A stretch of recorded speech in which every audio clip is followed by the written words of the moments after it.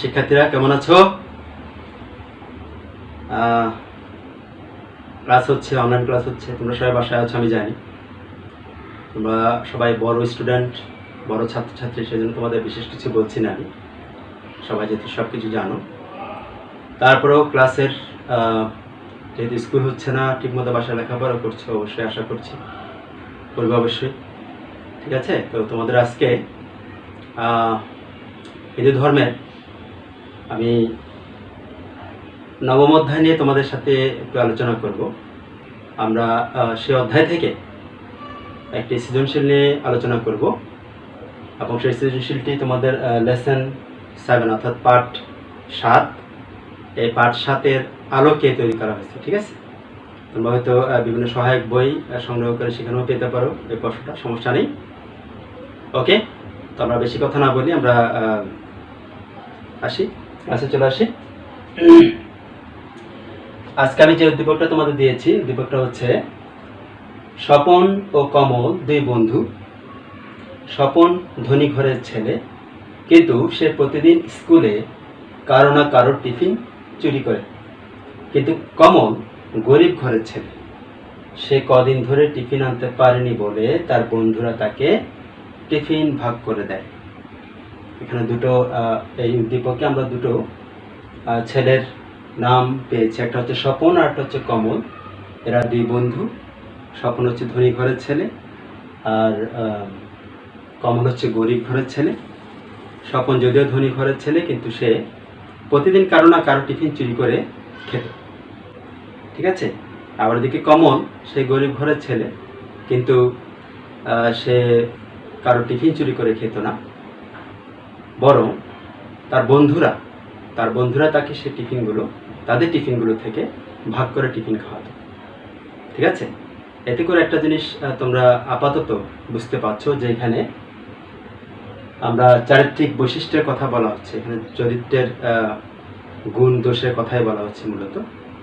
আর এই চরিত্রগত বৈশিষ্ট্যগুলো নিয়ে আমরা মূলত এই উদ্দীপকটা দেখতে পাচ্ছি এবং আমরা আলোচনার শর্তে কিন্তু এটাই থাকবে, আমাদের ভিতরকার যে মনুষ্যত্ব যে চরিত্রগুলো আছে সেই চরিত্রগুলোকে তুলে ধরা হয়েছে।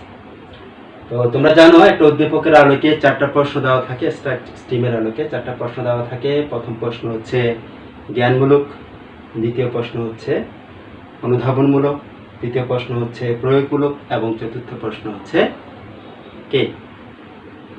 উচ্চতর দক্ষতা সম্পর্কে প্রশ্ন। ঠিক আছে? তো আগে প্রশ্নের উত্তরগুলো দেওয়ার যে সিস্টেমটা, সেটা আমি তোমাদেরকে আলোচনা আগেও করেছিলাম, বারবার বলতে হচ্ছে না, তোমরা ক্লাস 6 থেকে সেটা দেখে আসছো কীভাবে প্রশ্নগুলো উত্তর দিতে হয়।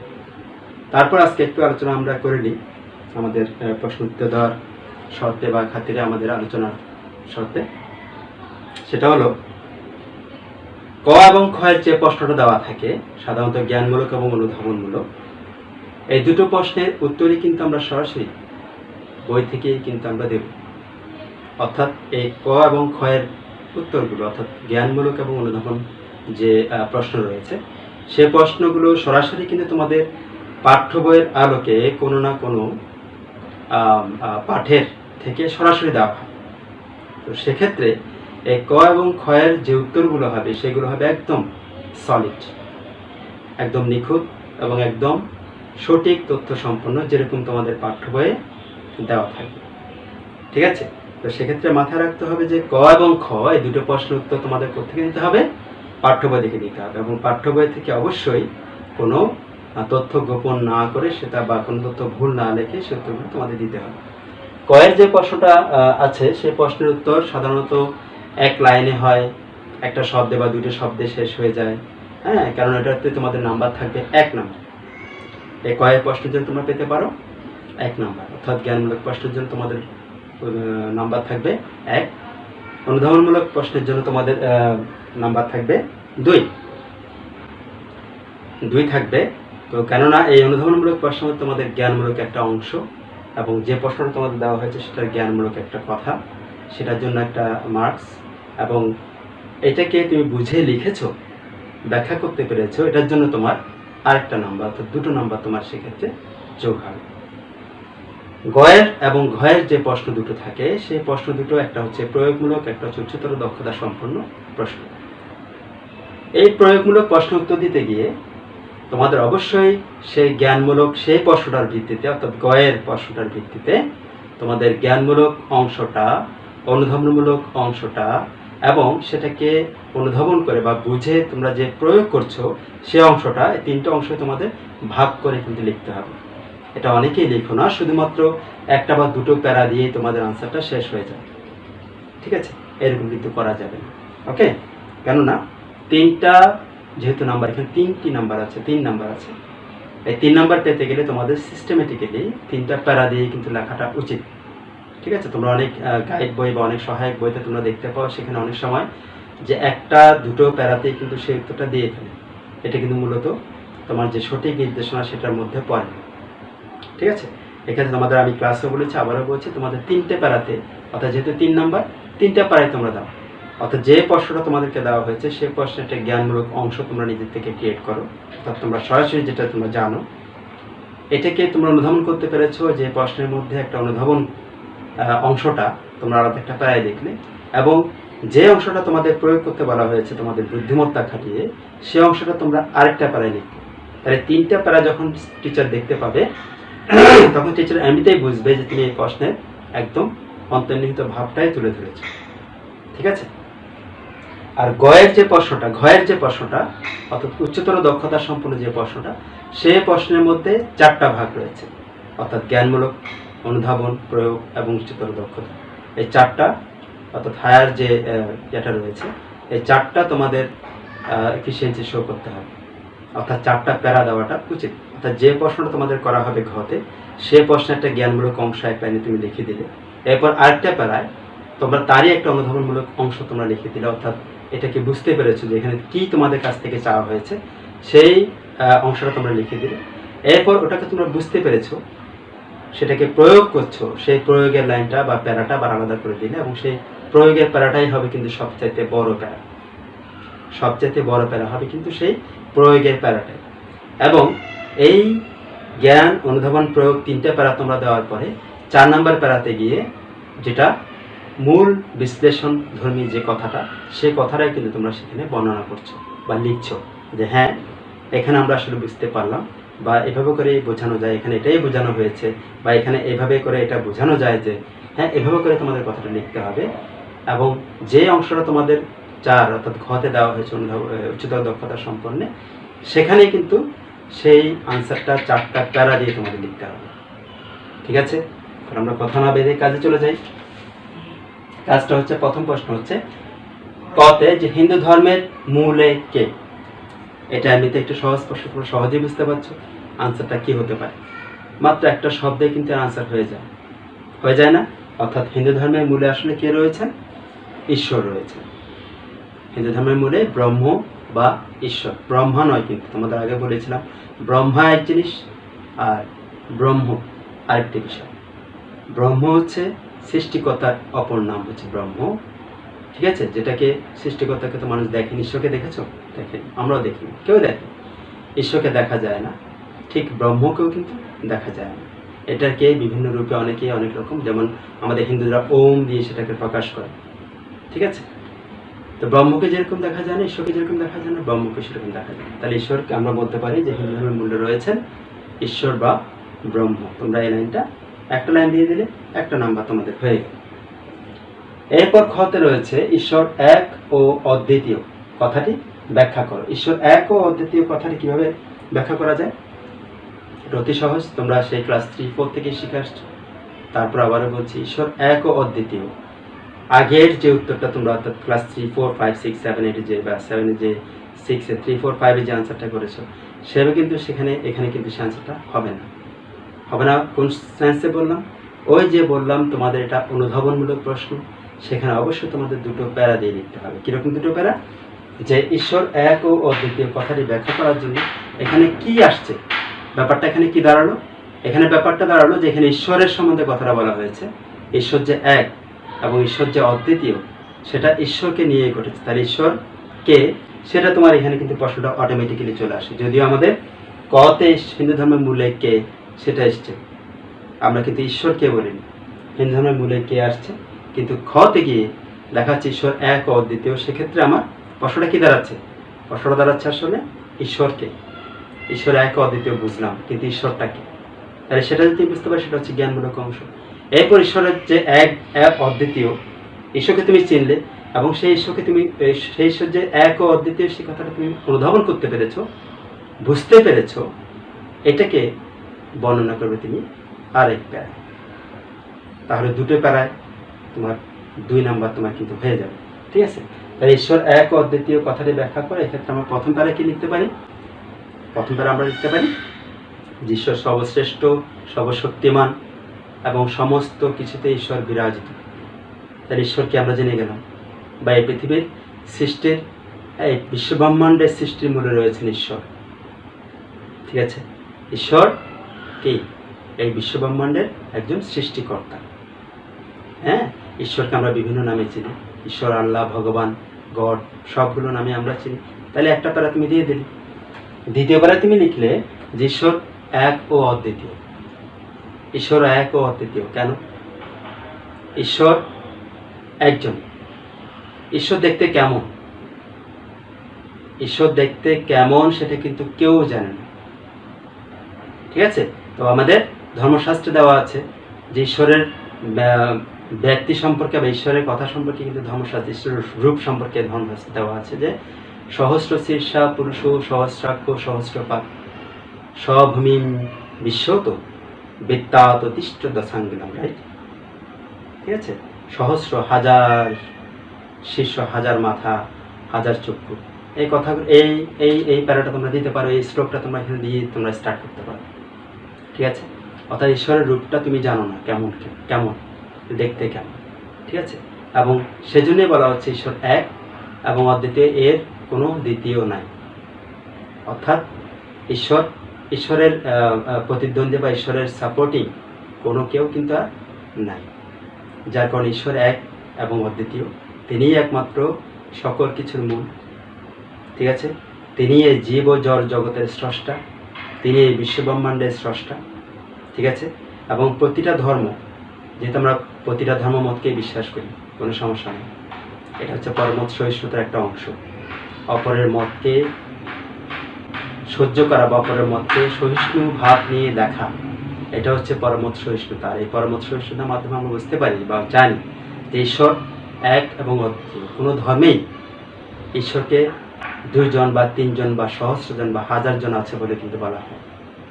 এক্ষেত্রে আমাদের ধর্ম নিয়ে কিন্তু অনেকেরই কি আছে, কিছু সমস্যা রয়েছে। আমাদের ধর্ম সম্পর্কে সঠিক জ্ঞান না থাকার কারণে অনেকেই বলে তোমাদের ভগবান তো অনেকগুলা। ঠিক আছে? ভগবান আর ঈশ্বর কিন্তু এক জিনিস না। আমরা জানি ভগবান কারা হয়, মাঝখানে অপ্রাসঙ্গিক হলেও, অর্থাৎ এই তোর সাথে না গেলেও তোমাদের এই কথাগুলো জানা উচিত, যদিও আমি আগে বলেছি, তারপরে বলছি। ঈশ্বর এবং ভগবানের মধ্যে মূল পার্থক্যটা হচ্ছে ঈশ্বরকে কেউ দেখেন, ঈশ্বর এক ও অদ্বিতীয়, উনি সকল স্থানে বিরাজমান। কিন্তু ভগবানের কিন্তু আমরা ভগবানের একটা গুণের কথা বলা হয়েছে, ভগবানের যদি বৈশিষ্ট্যের কথা বলা হয়েছে, ভগবানের যদি 6টি গুণ, ভগবানের যদি 6টি গুণ থাকে, ভগবানের যদি 6টি গুণ থাকে, অর্থাৎ একটা মানুষের যদি 6টি গুণ থাকে, একটা মানুষের যদি 6টি গুণ থাকে, তাহলে একটি মানুষের যদি 6টি গুণ থাকে, তাহলে সেই মানুষটাকেও তুমি ভগবান হিসেবে বিবেচনা করতে পারো। ঠিক আছে? এক্ষেত্রে তোমাদের মাথায় রাখতে হবে কোনটা? এক্ষেত্রে তোমাদের মাথায় রাখতে হবে কোনটা? তাহলে বুঝতে পারছো, একটা মানুষকে কিন্তু আমরা ভগবান হিসেবে কিন্তু কল্পনা করতে পারি। সেক্ষেত্রে শ্রীকৃষ্ণকে ভগবান বলা হয়েছে। কৃষ্ণস্থ ভগবান স্বয়ং। কেন বলা হয়েছে? ভগবান শ্রীকৃষ্ণ নিজেই একজন কি ভগবান। অর্থাৎ একটা মানুষের মধ্যে যে সমস্ত, যে 6টি গুণ থাকলে, হ্যাঁ, কি থাকে? শ্রী, বৈরাগ্য, এরকম 6টি গুণ আছে। গুণগুলোর নাম হতে এই মুহূর্তে আমারও মনে পড়ছে না। এরকম 6টি গুণ থাকলে একটা মানুষকে, জ্ঞান, শ্রী, বৈরাগ্য, 3টাই পারলাম, আর 3টা হয়তো বা তোমরা জানবে, সেটা হয়তো আমি হয়তো আলোচনার মাঝখানে মনেও করতে পারি, বলে দিলাম। এই 6টা গুণ থাকলে একটা মানুষকেও কিন্তু ভগবান বলা যায়। ঠিক আছে?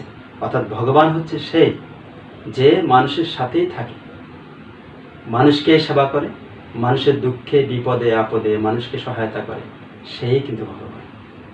ঠিক আছে, শ্রীকৃষ্ণ দেখো তোমরা, যে শ্রীকৃষ্ণ কিন্তু তোমার মথুরা নগরীতে কি করেছিল? হ্যাঁ, সকলকে সাহায্য করেছিল, তাই না? যখনই যে বিপদে পড়ছে তাকে কিন্তু সাহায্য করছে। ভগবানের প্রধান বৈশিষ্ট্য হচ্ছে কিন্তু সেটা।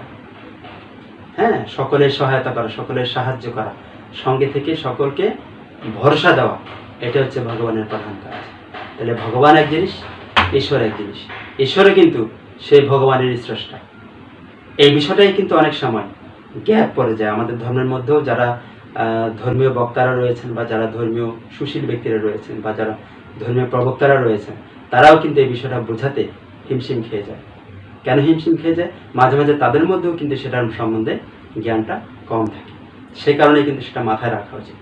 ঈশ্বর, ভগবান, আবার দেবদেবী। দেবদেবী হচ্ছে কারা? দেবদেবী হচ্ছে তারাই যারা হচ্ছে সেই ঈশ্বরের প্রতি, আমরা তো ঈশ্বরকে দেখিনি, দেখেছি? ঈশ্বরকে দেখিনি, কিন্তু ঈশ্বরের বিভিন্ন ক্ষমতা সম্পর্কে কিন্তু আমরা জানি। ঈশ্বরের বিভিন্ন ক্ষমতা সম্পর্কে কিন্তু আমরা জানি। কিরকম জানি? তখন পুরাকালে, প্রাচীনকালে তখন কি হয়েছিল? ধর্ম যখন সৃষ্টি হচ্ছিল, ধর্মটা যখন সৃষ্টি হচ্ছিল, আমার ধর্মটা অনেক প্রাচীন। কেন প্রাচীন বলা হচ্ছে, কেন সনাতন বলা হচ্ছে, সেটার অনেক কারণ রয়েছে। ঠিক আছে, সেটা কিন্তু অনেক কারণ রয়েছে। আমার ধর্মটা কিন্তু অনেক পুরনো।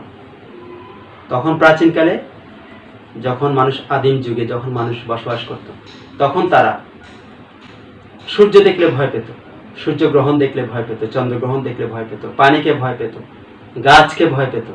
এরকম প্রতিটা উপাদানকে, আমাদের এই সৃষ্টির প্রতিটা উপাদানকে তারা ভয় পেত। আর ভয় পেয়ে তারা কি করত? তাদেরকে উপাসনা করত, তাদের সামনে গিয়ে পূজা করত। এবং সেই পূজার রীতিটা কিন্তু এখন আমাদের হিন্দু ধর্ম কিন্তু টিকিয়ে রেখেছে। ঠিক আছে, এবং এই যে আমরা সূর্য দেবতা বলি, পানিটাকে জল দেবতা বলি, বিভিন্ন দেবতা নামে আমরা যে অভিহিত করছি, তাদেরকে আমরা আবার উপনিষদে সেটা বিশদ ব্যাখ্যা দেওয়া হয়েছে। প্রত্যেকটা দেবদেবীকে কিন্তু আমরা বিভিন্ন রূপে কল্পনা করেছি, অর্থাৎ ঈশ্বরের শক্তিটাকে আমরা বিভিন্ন রূপে কল্পনা করেছি। এবং রূপে কল্পনা করে ঈশ্বরকে তো আমরা দেখিনি, বাট ঈশ্বরের একটা প্রতিকৃতি। তোমাকে যদি একটা দেয়ালে দেখে তাকিয়ে থাকতে বলা হয়, তুমি কতক্ষণ কিভাবে থাকবে, এবং তোমার লক্ষ্য কিন্তু স্থির থাকবে না, থাকবে তুমি দেয়ালটার বিভিন্ন জায়গায় তাকাবে, তাই তো? কিন্তু দেয়ালে যদি তোমার একটা কারো বৃত্ত করে দেওয়া হয়, তখন কিন্তু তোমার চোখ সেই বৃত্ত থেকে আর সরবে না, সরবে না। ঠিক একই রকম আমরা যখন দেবদেবীর সামনে বসি, তখন দেবীর সামনে যখন আমরা বসি, দেবীর রূপ কল্পনা করি, তাকে লক্ষ্য করে আমরা কি করি? প্রার্থনা করি। তাকে লক্ষ্য করে আমরা কামনা বাসনাগুলো পূরণ করার চেষ্টা করি। কথাটা বুঝতে পেরেছ? তাহলে ঈশ্বর, ব্রহ্ম, দেবদেবী, ভগবান, এই বিষয়গুলো সম্বন্ধে সঠিক জ্ঞান না থাকলে হিন্দু ধর্মের মূল যে বৈশিষ্ট্যগুলো, সেগুলো থেকে আমরা দূরে সরে যাব। এবং হিন্দু ধর্ম নিয়ে অনেকেই সেই মতবাদটা ব্যক্ত করে, যেহেতু তারা জানে না। তাদেরকে সেই বিষয়টা তোমরা যদি না জানো, সেই বিষয়টা কী করে বলবে, তাই না? এবং তাদেরকে সেক্ষেত্রে বলতে হবে, তোমরা ভালো করে জানো, শিখো, তারপর আসো। তাহলে ঈশ্বরের এক পদ্ধতি আমরা বুঝলাম। এবার আসো 3 নম্বর প্রশ্ন, অর্থাৎ গতে, উদ্দীপকের স্বপন ও কমলের আলোকে পাঠ্য বইয়ের কাঠুরিয়া এবং মোড়লের বৈশিষ্ট্য বর্ণনা করো। আমরা আগে বলেছি পাঠ 7-এর মধ্যে আমি কি আলোচনা করছি, পাঠ 7-এর মধ্যে কি আলোচনা করা হয়েছে? সেখানে একটি গল্প দেওয়া হয়েছে, সততায় সর্বোৎকৃষ্ট পন্থা হিসেবে একটা গল্প দেওয়া হয়েছিল। সেই গল্পের আলোকেই কিন্তু তোমাদের এই উদ্দীপকের এই প্রশ্ন উত্তরটা করতে হবে। এখানে স্বপনের চরিত্র হচ্ছে, সে ধনী লোকের ছেলে ছিল, কিন্তু সে টিফিন চুরি করে খেত। কিন্তু কমল সে ছিল গরিবের ছেলে, সে কিন্তু টিফিন চুরি করে খেত না, যদিও সে টিফিন আনতে পারত না, বরং তাকে তার বন্ধুরা টিফিন ভাগাভাগি করে দিত। ঠিক আছে, সে অসৎ ছিল না, সে ছিল সৎ। আর স্বপন ধনী লোকের ছেলে হয়েছিল, সে অসৎ। এক্ষেত্রে কাঠুরিয়াও কিন্তু সেই সতের পর্যায়ে পড়ে। এবং মোড়ল, যে কাঠুরিয়ার থেকে বক্তব্য শুনে সেই জলদেবীর কাছে গিয়েছিল। তোমরা গল্পটা সবাই জানো, আমি সেজন্য গল্পটা সংক্ষেপে বলবো। অবশ্যই গল্পটা একটু করে বলি। সেটা হচ্ছে, কাঠুরিয়া কাঠ কেটে সংসার চালাতো।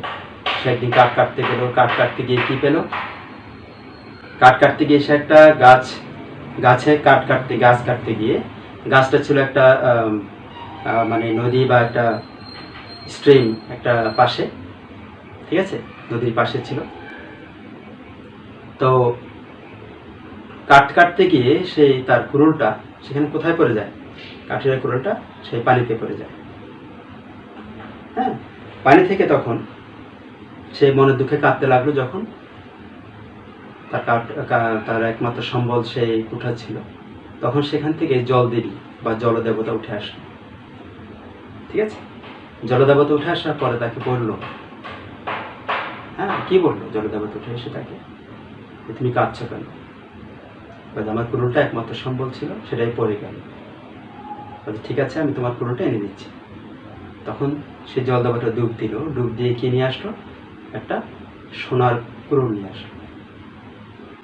সোনার কুড়ুল নিয়ে আসার পরে কাঠুরিয়াকে দিল। কাঠুরিয়া বললো, নাও তোমার কুড়ুল নাও। বলছে, না, এটা তো আমার কুড়ুল নয়, আমার কুড়ুল তো সোনার ছিল না। তখন জলদেবতা আবারও ডুব দিল, ডুবে গিয়ে রূপার একটা কুড়ুল নিয়ে আসলো। ঠিক আছে, তখন কাঠুরিয়া সেম কথাই বললো, একই কথাই বললো যে না, এটা তো আমার কুড়ুল না। আবার যখন তোমার জলদেবতা ডুব দিল, একটা তামার কুড়ুল নিয়ে আসলো, ব্রোঞ্জের একটা কুড়ুল নিয়ে আসলো। বলে যে না, এটাও তো আমার কুড়ুল না। হ্যাঁ, এরপর জলদেবতা আবার ডুব দিয়ে তার সে আগের কুড়ুলটাই নিয়ে আসলো, এবং তখন কাঠুরিয়া বললো যে হ্যাঁ, এটাই আমার কুড়ুল। জলদেবতা তার সততার উপর কি হলো, সন্তুষ্ট হলো। সন্তুষ্ট হওয়ার পরে তাকে সেই 4টা কুড়ুলই দিয়ে দিল, এবং এতে করে সে তার মোটামুটি যে গরিব অবস্থাটা সেটার উন্নতি সাধন করলো। এই উন্নতি সাধন দেখে তাদের পাড়ার মোড়ল তাকে জিজ্ঞাসা করলে, এভাবে কীভাবে হলো? তখন সে তাকে সম্পূর্ণ ঘটনা খুলে বললো। সে মোড়ল ঠিক একই রকমভাবেই গেল, গিয়ে কী করলো, সে কাটার নাম করে সেই কুড়ুলটা ফেলে দিল পানিতে। ঠিক একই রকম জলদেবতা উঠে আসলো, কান্না করে বললো, আমার কুড়ুল পড়ে গেছে। বাস, জলদেবতা ডুব দিয়ে সোনার কুড়ুল নিয়ে আসলো। বল দেখাবা, বলে হ্যাঁ হ্যাঁ হ্যাঁ, এটাই আমার কুড়ুল, এটাই আমার কুড়ুল। তখন জলদেবতা তার উপর রাগ করল, সে একটা অসৎ ব্যক্তি ছিল। তখন সে আবার যে ডুব দিল, আর উঠল না। ব্যাপারটা হচ্ছে ঠিক সেরকম, যে এখানে স্বপনও কি একজন অসৎ ছেলে, যদিও সে গরিবের ধনীর ছেলে ছিল, কিন্তু সে ছিল অসৎ। সে কারো না কারো টিফিন প্রতিদিন চুরি করে খেত। ঠিক আছে, তো এই স্তরটা দেওয়ার আগে তোমাদের ওই যে বলেছিলাম 3টে স্তর, জ্ঞান, অনুধাবন, প্রয়োগ এবং জ্ঞান, অনুধাবন, প্রয়োগ। এই 3টা জিনিসই তোমাদের মাথায় রাখতে হবে। যেখানে জ্ঞান সম্বন্ধে কি বলা হয়েছে, উদ্দীপককে কি বলা হয়েছে, সেটা কি উদ্দেশ্যে বলা হয়েছে সেটা জানানোটাই হচ্ছে জ্ঞান। এখানে তোমার সততার সম্বন্ধে বলা হয়েছে, তাহলে সততার সম্বন্ধে কথাটা একটু করে এক লাইনে বলে দিলে। খতে আরেকটা প্যারাতে গিয়ে তোমরা বলে দিলা যে সততা বা সৎ থাকলে কি হয়, সৎ থাকলে তার উপকারিতাটা কি, সতের ফলাফলটা কি হয়। এই সতের ফলাফলটা তুমি খতে বলে দিলা, এবং গতে গিয়ে তুমি এই পাঠ্য বইয়ের আলোকে স্বপন এবং কমলের এই উদ্দীপকের আলোকে স্বপন এবং কমলের চরিত্রটা সেই কাঠুরিয়া এবং মোড়লের চরিত্র দিয়ে বর্ণনা করে দিন। বাস, তোমার 3-3 পাওয়ার সম্ভাবনা আছে। এবার আসো ঘতে, বিশ্লেষণ করে সততায় সর্বোৎকৃষ্ট পন্থা। আরো সহজ বিষয়, এখানে লেখা তোমাদের অনেক কিছু আছে। কতে ঠিক একই রকম, সৎ অসৎ এই ব্যাখ্যাটা দিলা। খতে সৎ অসতের সততার বর্ণনাটা দিলা একটু করে এক লাইনে। খতে তোমার কি করলা, সততা বা সৎ থাকলে কি উপকার পাওয়া যায়, ঠিক একই রকম ভাবে প্রয়োজন একটু ওখানে একরকম দিলে, এখানে একরকম দিলে সমস্যা নেই।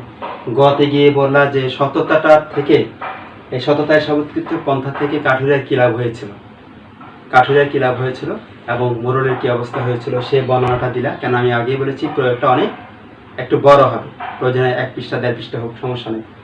এরপর তোমার লাস্ট প্যারায় গিয়ে, চতুর্থ প্যারায় গিয়ে তুমি বলে দিলা কি মূল বিশ্লেষণী ধর্মটা, অর্থাৎ কি মূল বিশ্লেষণী ধর্ম, যে সততায় যে সর্বোৎকৃষ্ট পন্থা, সততায় যে সবকিছুর উপরে, সততার মাধ্যমে যে তুমি সবকিছু অর্জন করতে পারো, সেই বর্ণনাটা তুমি এখানে দিয়ে দিলে। এবং এই বর্ণনার মাধ্যমে কিন্তু তোমার 4-এ 4 পাওয়ারও সম্ভাবনা আছে, যদিও অনেকেই 4-এ 4 দেয় না আমাদের টিচারদের মধ্যে। হ্যাঁ, তারপরও তুমি 4-এ 4 পাওয়ার কিন্তু কথা, তুমি যে সঠিক জ্ঞান, তোমার অনুধাবন, প্রয়োগ, বিশ্লেষণী ধর্ম সবকিছু তুমি যদি ঠিকঠাক মতো দিতে পারো, তোমাকে 4-এ 4 কোনো টিচার না দিয়ে থাকতে পারবে। ঠিক আছে, অন্তত 4-এ 4 না পেলে তুমি যদি 3ও পাও, আর বাকিগুলোতে তুমি যদি 6 পেয়ে যাও, তাহলে 6-3 9, 10 তুমি 9 অর্জন করতে পারছো।